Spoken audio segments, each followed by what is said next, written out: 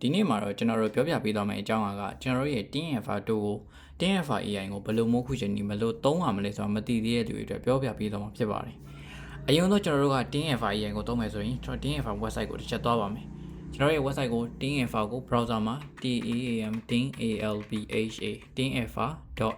ဆိုပြီးရိုက်ချလိုက်ပါ။ Okay ကျွန်တော်တို့ဒီလိုမျိုးလေးတွေ့လာပြီဆိုရင်ကျွန်တော်တို့ဒီမှာ account လေးပါလေးဖောက်အောင်ပါမယ်။ကျွန်တော်အနေနဲ့ကဒီမှာ account ဖောက်ပြီးသားဖြစ်တဲ့အတွက် account ချက်ချင်းဝင်လိုက်ပါမယ်။ account ချက်ဘာညာအကုန်ဖောက်ရရဆိုရင်ကျွန်တော်တို့ဒီမှာ account တစ်ခုရလာပါမယ်ကျွန်တော်တို့က account တစ်ခုရလာပြီဆိုရင်ကျွန်တော်တို့က free user တွေကိုကျွန်တော်တို့အလကားပေးသုံးထားတဲ့ credit တွေရှိပါတယ် credit လေးရလာပြီဆိုကျွန်တော်စမ်းသုံးလို့ရပြီဒါပေမဲ့ဒီနေရာမှာကဘယ်လိုသုံးရမလဲမသိသေးတဲ့လူတွေကိုပြပေးပါမယ်ကျွန်တော်တို့ရဲ့ဒီ website မှာကဘာဆိုဘာမှမလိုပါဘူးလိုအပ်တာက YouTube link တစ်ခုပဲလိုပါတယ် YouTube link ရမယ် Facebook link ရမယ် TikTok link ရမယ်အကုန်လုံးနဲ့ကြိုက်တာရပါတယ်ဒါပေမဲ့ limit သတ်မှတ်ချက်ရှိပါတယ်ယူလာတဲ့ video ရဲ့အချိန် limit သတ်မှတ်ချက်ပါသူ့ရဲ့ video က3မိနစ်အောက်ပဲဖြစ်ရပါမယ်3မိနစ်အထက်မရပါဘူးဘာလို့လဲဆိုတော့ကျွန်တော်တို့ဒီမှာသုံးထားတဲ့ကောင်တွေကအဲ့လောက်ကြီး handle လုပ်နိုင်တဲ့အဆင့်ကိုမရောက်သေးပါဘူးအဲ့တော့ကျွန်တော်တို့ကဒီမှာအရင်ဆုံး link တစ်ခုကိုတောက်ရမှာဖြစ်တဲ့အတွက်ကျွန်တော် YouTube မှာ link တစ်ခုတောက်ချလိုက်ပါမယ် link ဆိုတဲ့အတိုင်းပဲကျွန်တော်တို့ခုနောက်ပိုင်းမှာ movie recap တွေကိုလောက်လာတာရလိုက်ဖြစ်တဲ့ movie recap လည်းလုပ်လို့ရသလိုဒါအပြင် first day ကိုလည်းလုပ်လို့ရပါတယ် first day ဆိုတာဘယ်လိုလဲဆိုတော့အကြောင်းအရာတွေတခုကိုရှင်းပြတဲ့အကြောင်းအရာတွေ theory ကိုရှင်းပြတာတွေမျိုးစုံရှိမယ်အဲ့တော့ကျွန်တော်တို့ကဒီမှာရှိတဲ့အကြောင်းအရာတွေကျွန်တော်တစ်ချက်လိုက်ရှာပါမယ် Okay ဒါမျိုးလည်းရတယ်ဒါပေမဲ့ကျွန်တော်အခု movie recap နဲ့ပတ်သက်တဲ့ဟာတခုကိုကျွန်တော်ပြပေးပါမယ်ကျွန်တော် movie recap နဲ့ပတ်သက်တဲ့ဟာလေးကိုတစ်ချက်ပြပေးမယ်နော်အဲ့တော့ကျွန်တော် channel လေးကိုကျွန်တော်ဒီမှာပြပေးဖို့ဆိုကျွန်တော် channel လေးကိုတခုလိုက်ပြီးတော့ subscribe လုပ်ပေးထားတယ် Okay channel like subscribe လုပ်ထားတယ်မှာဒီကျွန်တော်တို့ဒါကိုမရှာတတ်ဘူးဆိုရင်လည်းကျွန်တော်တို့ဒီပေါ်မှာ movie recap ကိုလုပ်ချင်တယ်ဆိုရင် movie recap ဆိုပြီးတော့ရှာလိုက်ရင်တက်လာပါလိမ့်မယ်အဲ့ကျွန်တော်တို့အခု movie recap လိုက်ရှာပြီးတော့ပြပေးမှာဖြစ်တဲ့အတွက်တစ်ခါလဲရှာပြီးသားပါအဲ့ကျွန်တော် channel တစ်ခုက video တစ်ပုဒ်ကိုယူလိုက်ပါမယ် The boy You would never guess that your luck has always been an old man. The boy always limps when he walks and his classmate. Okay ဒီ video လေးတိတ်တော့မကြသေးကျွန်တော် channel တစ်ခုတက်ရှာမယ်နော်ဒီကကို channel တစ်ခုကိုတိုက်ရှာဖို့ကအဓိကပါပဲ channel ကဘာမှကိုလိုချင်တဲ့လုပ်ချင်တဲ့ channel တစ်ခုကိုရှာနိုင်ပြီဆိုရင် channel ဟာမလိုပါဘူး channel ကမျိုးစုံရှိပါတယ် YouTube မှာ user channel တွေပေါ်တော့နေအောင်ရှိပါတယ်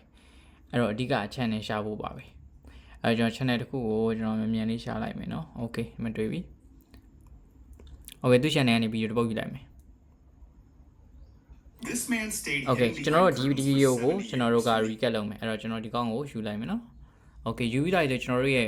ဒီ channel လေးကိုရောက်လာပြီဆိုဒီမှာတော့ link ထည့်လို့ရတဲ့နေရာလေးရှိတယ်ဒီမှာ link ထည့်လို့ရတဲ့နေရာလေးနော်အဲ့နေရာလေးမှာကျွန်တော်တို့ကဒီခလုတ်လေးနေတာနဲ့ဝင်သွားပြီကျွန်တော်ရဲ့ video လေးကဒီမှာပေါ်လာလိမ့်မယ်ကျွန်တော်ရဲ့ video လေးကဒီမှာပေါ်လာပြီဆိုရင်ကျွန်တော်တို့ကဒီအောက်မှာကိုလုတ်ချင်တဲ့ပုံစံအတိုင်းလိုက်ပြီးအကုန်ရွေးလို့ရတယ်ဒါအပြင်လူမိုးတွေမရွေးချင်ဘူးရွေးရတဲ့ပြင်းနေဆိုရင်ကျွန်တော်တို့ဒီမှာ click တစ်ခုလုပ်ပေးထားပါတယ်ဒီကောင်လေးကိုဖွင့်လိုက်မယ်ဆိုရင်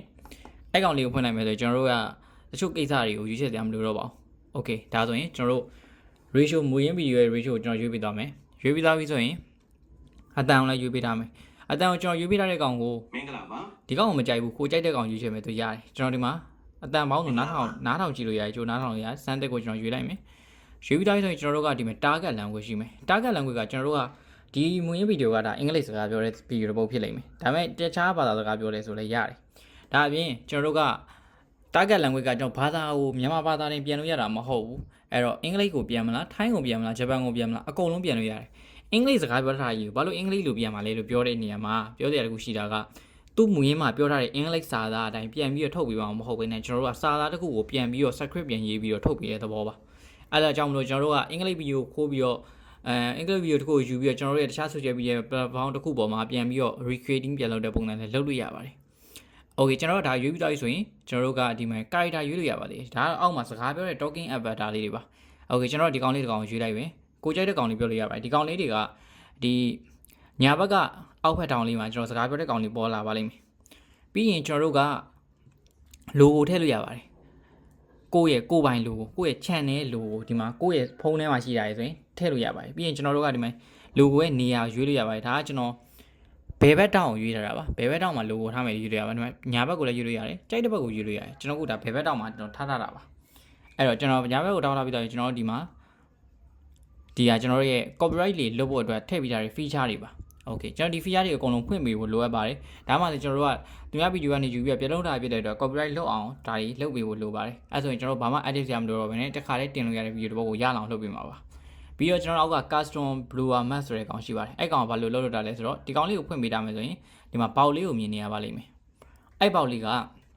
နောက်ဗီဒီယိုမှာစာတန်းတိုးတွေပါတယ်ဒီစာတန်းတိုးတွေကိုဒီမှာမြင်နေရတဲ့စာတန်းတိုးတွေကိုကျွန်တော်တို့ကဖျောက်ချင်တယ်ဆိုရင်အဲ့ပေါက်လေးကိုရွှေ့မယ်အဲ့စာတန်းတိုးလေးပေါ်နဲ့ကွက်တိကြအောင်ထားမယ်ဒါပေမဲ့စာတန်းတိုးမှာကသူကတိတိလေးပြထားပေမဲ့တခါကျရင်စာတန်းတိုးတွေစာတန်းအရှိတွေလာနိုင်တာဖြစ်တဲ့အတွက်သူ့ရဲ့ဘေးပတ်ဝန်းကျင်ကိုကျွန်တော်တို့ကခံမှန်းပြီးတော့ထားပေးလိုက်မယ်ဆိုရင်ကျွန်တော်တို့ဗီဒီယိုထဲမှာ viewer လေးသေချာဖြစ်သွားပါလိမ့်မယ်အဲ့တော့ကျွန်တော်တို့ကဒါနောက်ဆုံးတစ်ခုကတော့ကျွန်တော်တို့ logo ထည့်မယ် logo မဟုတ်ဘဲနဲ့ watermark ပါကျွန်တော်တို့ channel နာမည်နဲ့ watermark ထည့်မယ်ဒါကကျွန်တော်တို့တင်းရပါဆိုပြီးကျွန်တော်ဥပမာထည့်ပြီးထားလိုက်မယ် okay အဲ့လိုထားပြီးတော့ဆိုရင်ကျွန်တော်တို့ကဒီဟာလေးနှိပ်ရရုံပါပဲနှိပ်ပြီးသားဆိုရင်တော့ကျွန်တော်တို့ကဒီမှာ loading လေးသွားနေပါလိမ့်မယ်သူက3မိနစ်လောက်ဝန်းကျင်ဆိုရင်ဗီဒီယိုလေးတစ်ပုတ်ရထုတ်ပေးပါလိမ့်မယ်လုံးဝ final ဗီဒီယိုတစ်ပုတ်ထုတ်ပေးရလိမ့်မယ်အဲ့ဗီဒီယိုထုတ်နေချိန်မှာကျွန်တော်တို့ကဖုန်းကြီးကိုထိုင်ဆိုင်ဆောင်နေတာမလို့ပါဘူးကျွန်တော်မှကျွန်တော် channel social media သားကြည့်နေလို့ရတယ် TikTok ကြည့်နေလို့ရတယ်ကြိုက်တာလုပ်နေလို့ရတယ်အဲ့ချိန်တွေမှာသူကအကုန်လုပ်ပြီးတော့မှဖြစ်တဲ့အတွက်အဲ့ဒါကိုစောင့်နေရုံပါပဲစောင့်နေရုံတောင်မလို့ပါဘူးကျွန်တော်မှစောင့်နေကြမလို့ပါဘူးသူ့ဘောင်သူ auto လုပ်ပြီးတော့မှာပါအဲ့တော့ကျွန်တော်တို့ကတခြား TikTok လေးပါလေးတော့ကြည့်နေမလားရတယ်โอเคကျွန်တော်တို့က3မိနစ်လောက်နေပြီဆိုကျွန်တော်ဒီမှာဗီဒီယိုတစ်ပုတ်ထွက်လာမယ်ကျွန်တော်ရဲ့ဗီဒီယိုကိုဒီမှာ preview ကျွန်တော်တို့ရဲ့ဗီဒီယိုလေးကိုမ download ဆွဲခင် preview ကြည့်လို့ရအောင် ယောက်ကအသက်9နှစ်ခန့်80နှစ်အထိနှစ်90လောက် โอเคဒီ preview ကြည့်လို့ရမယ်ပြီးရင်ဒီမှာ download ဆွဲလို့ရတဲ့ရှိမယ် download ဆွဲလို့ရတယ်ရှိမယ်ဒါပေမဲ့ကျွန်တော်တို့တစ်ခါကျရင်ကျွန်တော်တို့ဖုန်းတွေကတချို့ဖုန်းတွေမှာဆိုရင်ဒီ browser history တွေကပြတ်သွားတာပါရှိတယ်အဲ့လိုပြတ်သွားတဲ့အချိန်မှာကျွန်တော်ရဲ့ဗီဒီယိုကြီးပျောက်သွားတယ်ဘာညာဖြစ်မှာဆိုလို့ကျွန်တော်တို့ browser history လုပ်ပေးတာပါတယ်အဲ့တော့ကျွန်တော်တို့ကဒီဗီဒီယိုပျောက်သွားမယ်ဆိုရင်ကျွန်တော်ဒီဘေးကဒီတော့မှရှိတဲ့အပျောက်လေး3ပျောက်လေးဒီတော့မှရှိတဲ့ဒီမြင်းချောင်းဟမ်ဘာဂါဘားလေးကိုချက်နေပြီးတော့ဒီထဲကနေပြီးတော့ download history တွေတက်ကြည့်လို့ရပါတယ်ကျွန်တော်ဒီမှာထုတ်ထားတဲ့ဗီဒီယိုဒီမှာရှိပါတယ်အဲ့ဒီဗီဒီယိုကျွန်တော်ဒီမှာ download ချက်ဆွဲလိုက်ပါမယ်ကျွန်တော်ဗီဒီယိုကိုကျွန်တော်တို့ကြည့်ရှုစီတွေကိုကျွန်တော်တေချာလေးပြပေးမလို့ download ရေးချက်ဆွဲပြီးပြပေးပါမယ်ဒီမှာဆိုကျွန်တော်တို့ရဲ့ preview box ကနေကြည့်မယ်ဆိုရင်တေချာမမြင်ရမှာဖြစ်မှာဆိုလို့ပါโอเคကျွန်တော်ဒီမှာတစ်ချက်ဖွင့်ပြီးတော့ ယောက်ကအသက်9နှစ်ခန့်80နှစ်အထိနှစ်90လုံးဘေကတော့မှအုံးနေခဲ့တယ်ဗျာဘယ်သူမှလည်းသူ့ကိုလိုက်ရှာခဲ့ကြတာမရှိဘူးသူ့မှာထူးခြားတဲ့ โอเคဒီမှာကျွန်တော်ကြည့်မယ်ဆိုရင်ကျွန်တော်တို့ဒီအောင်မှာစကားပြောနေတဲ့ကောင်လေးပါမယ်စကားပြောနေတဲ့ကောင်လေးပါမယ်ပြီးတော့ဒီမှာကျွန်တော်တို့ထည့်လိုက်တဲ့ watermark လေးကဒီဗီဒီယိုတစ်ခုလုံးကိုပတ်ပြီးတော့သွားနေမှာအဲ့တော့ကိုယ့်ရဲ့ဗီဒီယိုကိုသူများကပြန်ပြီးယူမယ်ဆိုတော့မှဒီ watermark ကိုလိုက်ပြီးဖျောက်ဖို့မရပါဘူး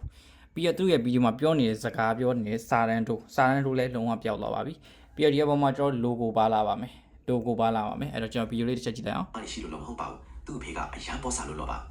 သူငါနဲ့ထားရတုန်းကသူ့အဖေကသူ့ကိုပုံးလိုက်ရှာတဲ့ကစားချင်တယ်လို့ယုံကြည်ပြောခဲ့တာပေါ့ကလေးကပုံးလိုက်ကလည်းအဖေဖြစ်သူကဖုံးဝင်လာလို့ထွက်သွားခဲ့တာပါပြန်ရောက်လာတဲ့အခါမှာတော့အားကြောင့်ကိုလုံးဝမေ့သွားခဲ့ပါလိမ့်ရောကလေးလေးကလည်းသူ့အဖေကသူ့ကိုစမ်းသပ်နေတယ်လို့ထင်ပြီးမိကတော့မှာပဲโอเคလောက်ဆိုရင်အကုန်လုံးသိသွားလိုက်မယ်ထင်တယ်ဒီလိုဗီဒီယိုတစ်ပုတ်ဖြစ်လာဖို့အတွက်ဆိုရင်ဒါဆိုရင်လုံးဝ social media ပေါ်မှာပြန်ပြီးတင်လို့ရတဲ့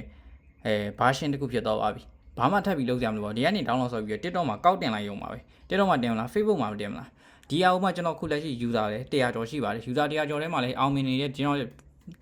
website တွေကိုသုံးပြီးအောင်မြင်တဲ့သူတွေတပုံကြီးပါသူတို့ YouTube မှာလည်းပြန်တင်ကြတယ် YouTube မှာပြန်တင်တာ follower 3000ကျော်ကိုခဏလေးတွင်နှစ်ပတ်လောက်အတွင်းမှာ follower 3000ကျော်တိကိုရောက်သွားခဲ့ပါတယ်ဒီ video တွေကြည့်ပြီးတော့ပြန်ပြီးတင်တာပါ Facebook မှာလည်းပတ်စံစားနေသူရှိပါတယ်အဲ့တော့ဒီတို့လေးကလောက်ပါပဲ3နည်းကတော့ဒီလောက်ပါပဲ